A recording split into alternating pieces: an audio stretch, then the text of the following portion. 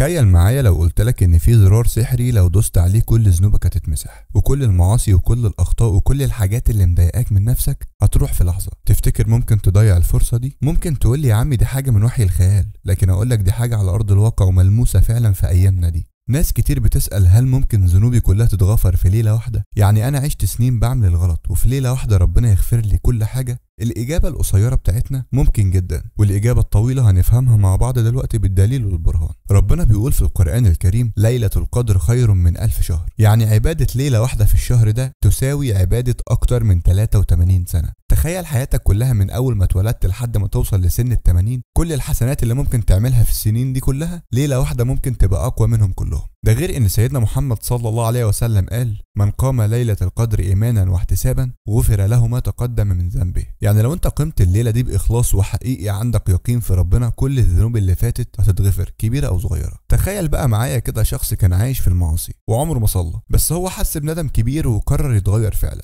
تفتكر ربنا هيغفر له؟ بكل تأكيد ان شاء الله ربنا هيغفر له، لان ربنا قال في القرآن قل يا عبادي الذين اسرفوا على انفسهم لا تقنطوا من رحمة الله ان الله يغفر الذنوب جميعا. يعني مهما كنت عامل ربنا بيناديك وبيقولك ما تيأس. يا صديقي السر كله في ليلة القدر، بس الفكرة انك ازاي تستغل ليلة القدر صح. اول حاجة لازم تبقى موجودة وهي التوبة بقلب صادق، اللي هو مش مجرد كلام، لازم يكون عندك ندم حقيقي وعزم انك مش هترجع للغلط تاني. تاني حاجة وهي الصلاة والدعاء. سيدنا محمد صلى الله عليه وسلم علمنا دعاء مخصوص لليلة دي، اللهم انك عفو تحب العفو فاعف عني. تالت حاجة نعملها وهو قيام الليل، لازم تصلي قيام الليل حتى لو بركعتين، المهم تكون مخلص فيهم. رابع حاجة معانا وهي القرآن والاستغفار، دي ليلة خير من 1000 شهر، كل دقيقة فيها كنز حرفيا. ولازم تخلي بالك يا صديقي ان انا مش بقولك تعمل كده في ليلة القدر بس، انت تعمل كده طوال شهر رمضان، وبرضه بعد شهر رمضان ما يخلص لازم تواظب على الحاجات دي عامة لاننا مسلمين. لكن احنا كلامنا دلوقتي على ليلة القدر لانها ممكن تكون سبب في انك تبدأ من الصفر من غير ولا ذنب يشيلك لورا.